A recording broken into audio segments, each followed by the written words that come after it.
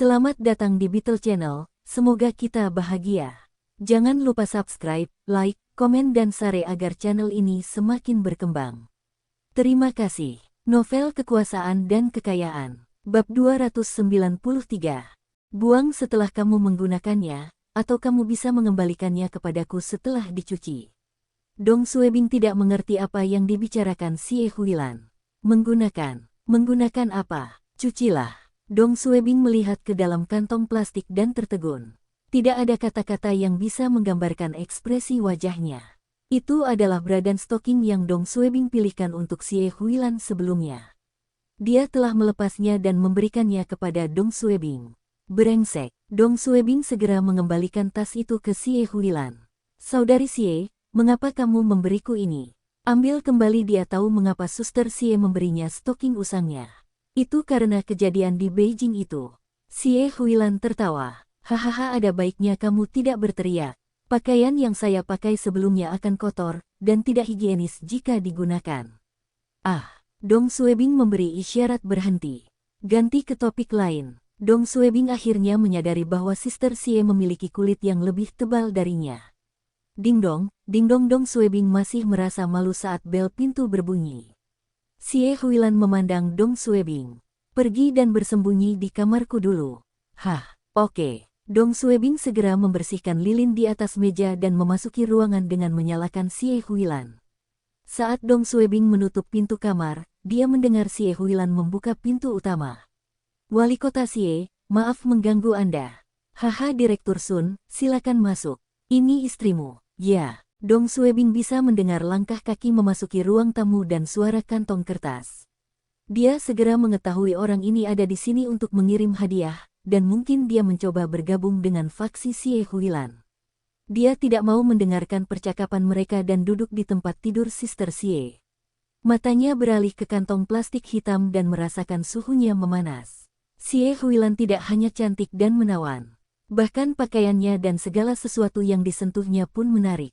Karena Dong Suebing tidak melakukan apa-apa, dan Sister Xie tidak ada, dia mulai bermain-main dengan pakaian dalam dan stokingnya. 5 menit berlalu, 10 menit berlalu, tiba-tiba, Dong Suebing mendengar pria di luar. Wali Kota Xie, kami akan pergi. Oke. Bawalah ini kembali bersamamu.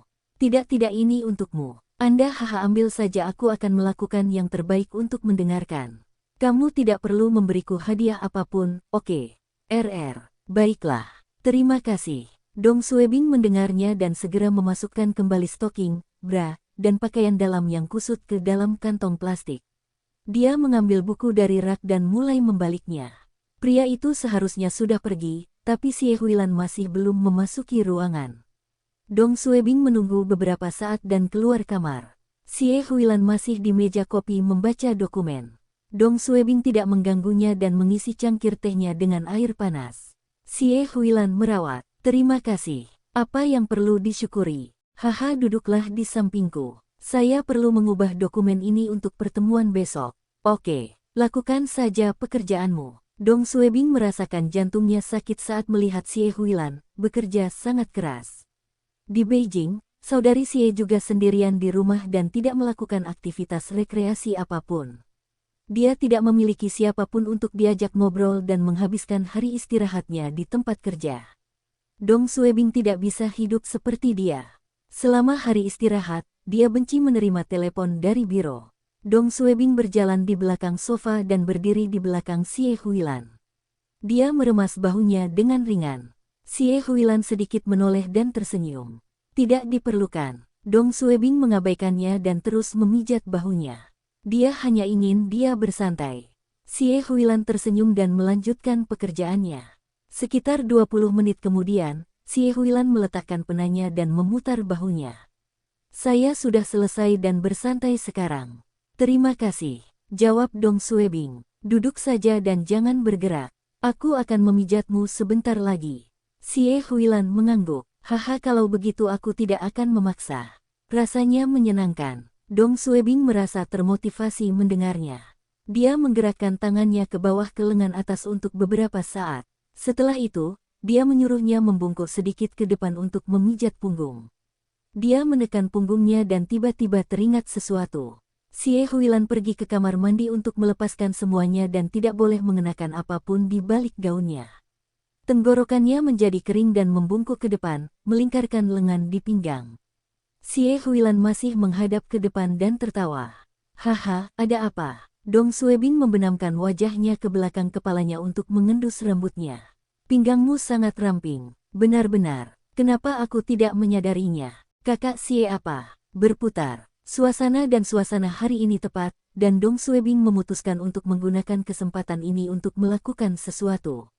Dia tahu jarang sekali mendapat kesempatan seperti itu di masa depan. Dia melepaskan lengannya di pinggang Suster Xie dan bergerak sedikit ke belakang. Xie Huilan berbalik dan menatap Dong Suebing dengan mata berputar. Dong Suebing mengumpulkan keberaniannya dan mencondongkan tubuh ke depan untuk mencium-ciuman.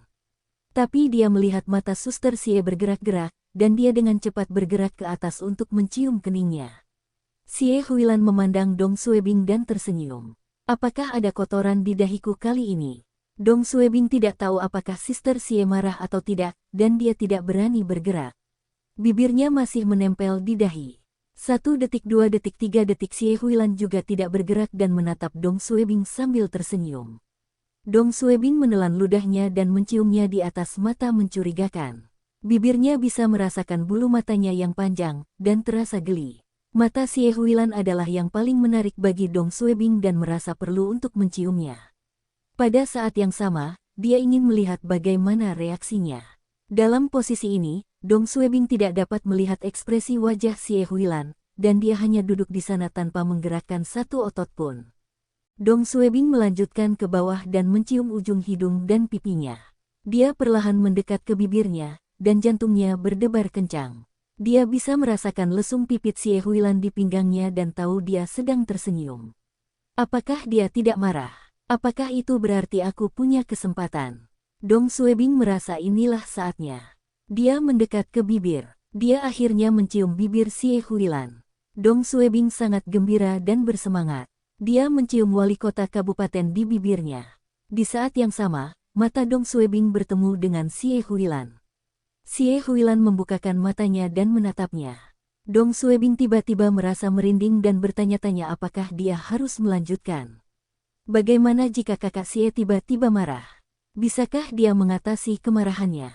Tapi mereka sudah berciuman, dan jika dia marah, dia akan menghentikanku. Dong Suebing menggerakkan bibirnya dan tidak peduli.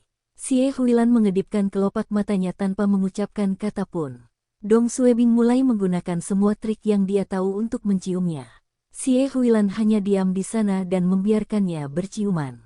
Dia bahkan tidak bergerak sedikit pun. Beberapa menit kemudian, Dong Suebing berhenti dan memandang Xie Huilan. Dia bertanya-tanya mengapa dia tidak membalas ciumannya. Xie Huilan tersenyum. Apa yang salah? Kenapa kamu melihat seperti ini? Dong Suebing tidak bisa berkata-kata. Saudari Xie, bolehkah kamu mengatakan sesuatu dalam situasi ini? Hehe, apa yang harus aku katakan? Tidak ada apa-apa. Anggap saja aku tidak menanyakan pertanyaan itu. Xie Huilan tidak tersipu saat dia tertawa. Haha, ini pertama kalinya dalam seumur hidup dicium seperti ini. Kamu berani. Dia mengetuk kursi kosong di sofa di sana. Xiaodong, duduklah di sampingku. Leher saya sakit karena menoleh ke samping selama lebih dari 10 menit. Dong Suebing berjalan mendekat dan duduk dan meraih tangan Xie Huilan. Xie Huilan memegang tangannya dan memainkan jari-jarinya dengan ringan. Sekarang, rasanya kita seperti sedang berdiskusi, kan? Iya, aku pikir juga begitu. Xie Huilan menunduk dan melihat tangan Dong Suebing.